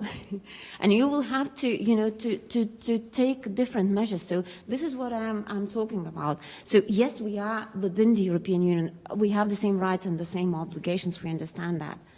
But then it's the same, I remember talking generally about a society with Spanish. So, and it was about the getting far away from the values, but it was about the role of the woman in the family. And I was telling what is the situation in Lithuania still, that the mother is still perceived as a woman is still perceived in as the person in the family who has to take care of children, who is preferably cooking, and he was telling, yes, we had the same 20 years ago. So we have to grow up. We will reach the same level of maturity as you have, but just we need some more time. No, but in any case, we need some time. We cannot reach the same result at the same time. And even if you take, for instance, foreign policy as well, we saw how the implied democracy worked, no? When the society is not ready to take it and use it. So you can have great ideals and great ideas how to make, for instance, Afghanistan democratic. But it will not work because society is not ready to accept it. So it's just this of course is a very radical example, but this is what I want. We just need some more time. We will come up to that, and you will be advanced in any case. And my question is how to shorten this period, just how to get us closer in terms of the maturity of the society.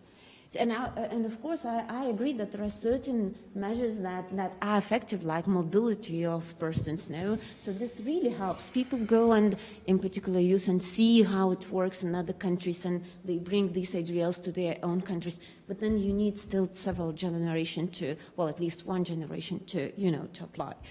You know, since we entered the European Union, how much French food we use in our kitchen. So it's another, no, but really, I mean, it's another example, or Italian or whatever. So we are taking what we like, and of course, freedoms and liberties, and this is what we like. And we are a young community. We are just, you know, oh, this is something beautiful. I should take that home, because we do not still know how to behave in our own community.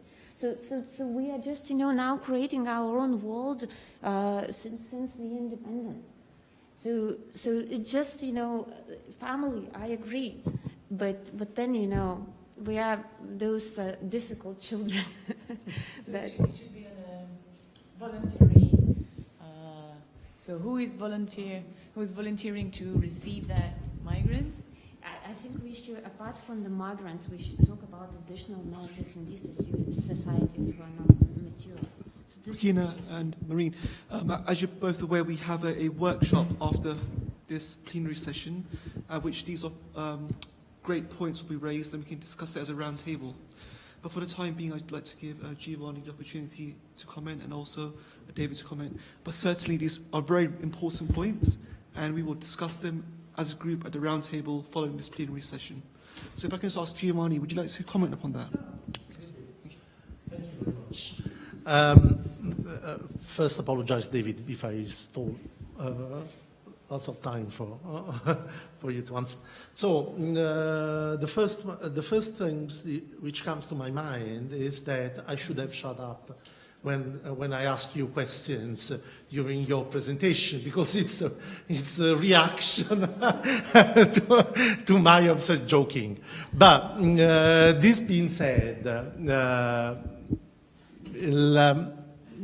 the question, I mean, cannot be settled neither around this table nor during. I'm sorry, I think neither nor during the workshop, because it's so serious, the discussion around the issue of solidarity within the EU over migration issues, that, and it has so many aspects which have to be dealt with, that each of one deserve a close attention and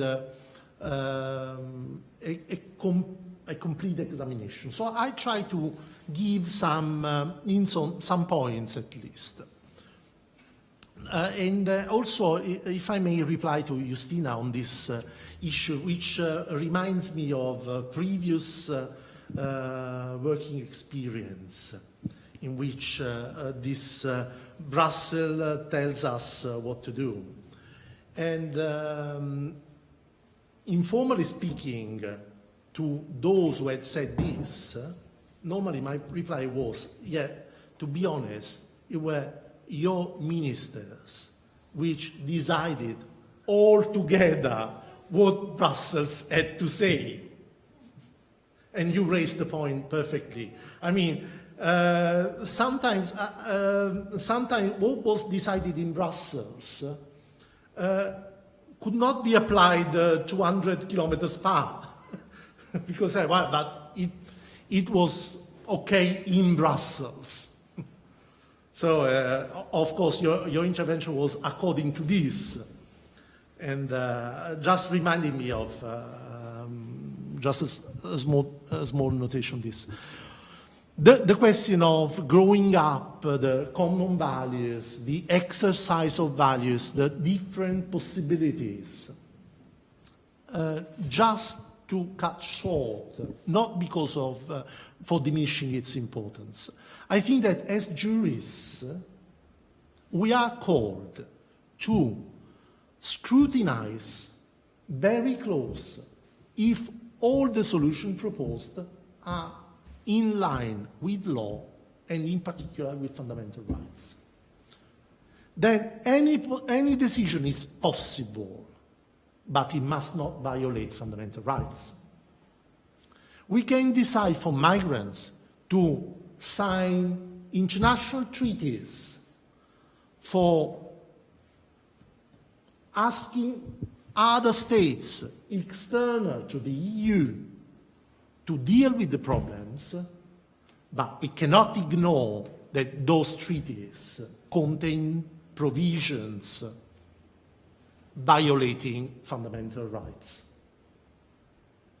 I mean, we are sitting at this table as researchers, lecturers, professors of law or of social sciences.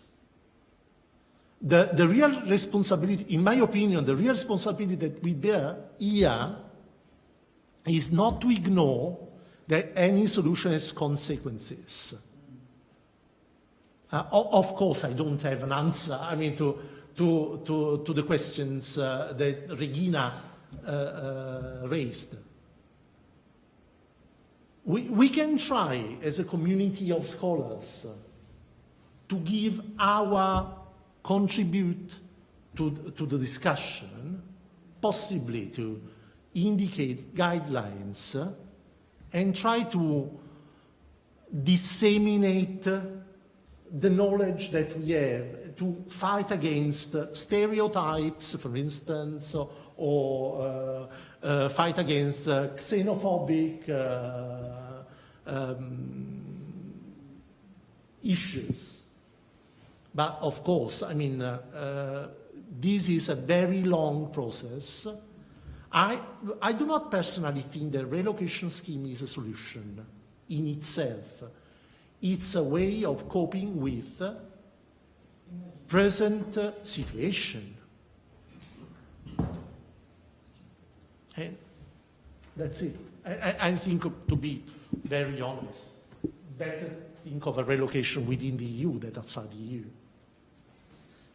Thank you very much, Giovanni. Middle name once again. But certainly something to think about for the workshop that follows this particular.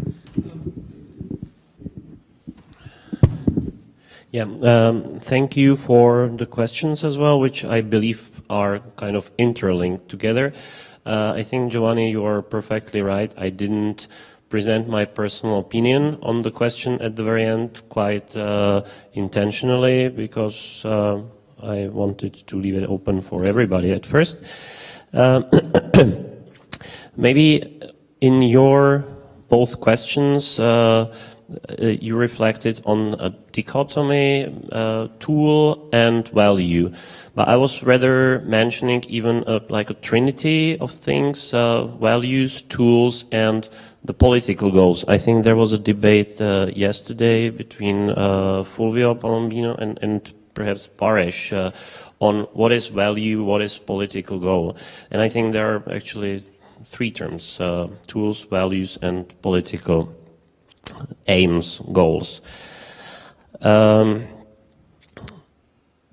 I think also my presentation consisted of two parts, one rather theoretical in the beginning and in the very end, and in between the rather technical one, which was used to illustrate what was on my mind.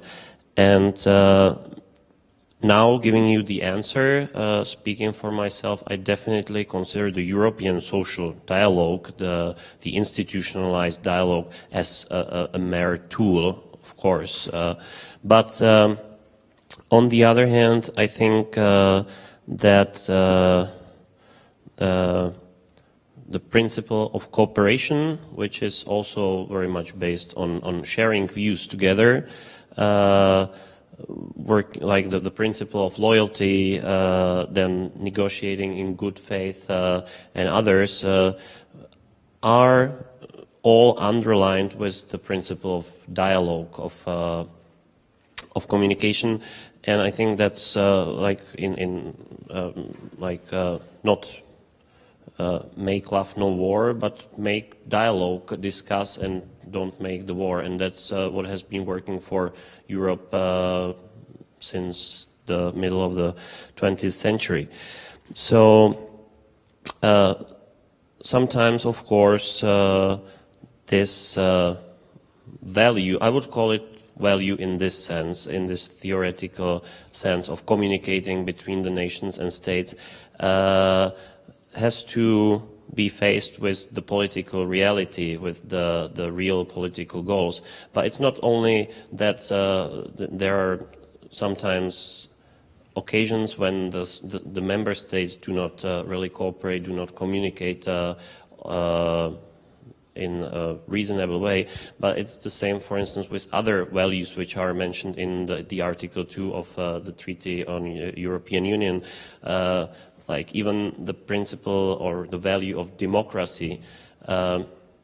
Like in one of the countries which are represented here in this room, there has been much going on in terms of this nowadays disputed independence of their constitutional judiciary, for instance, which I think is one of the core values or core parts of what we understand also democracy and rule of law and all these, let's say, values then.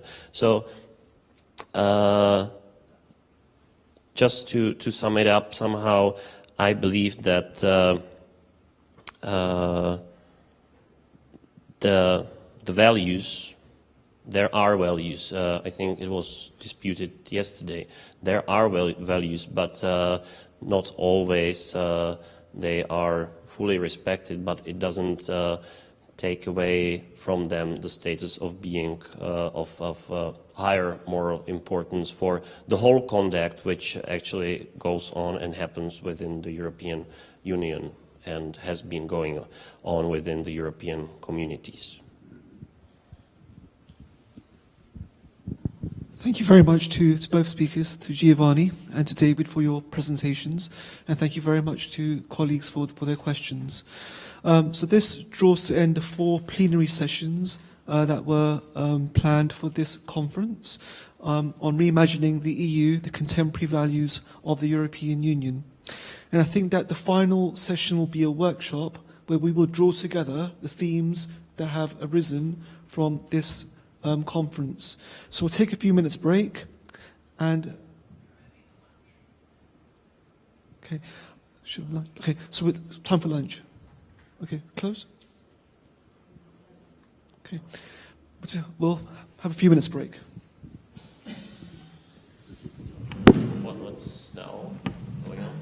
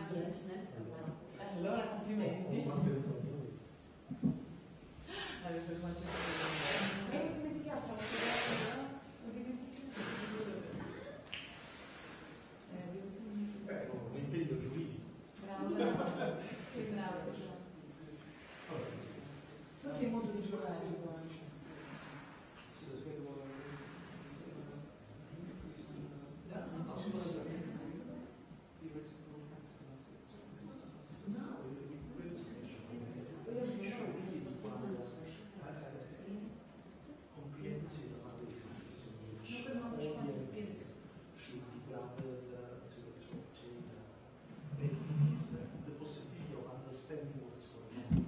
I think Regina, she's absolutely right.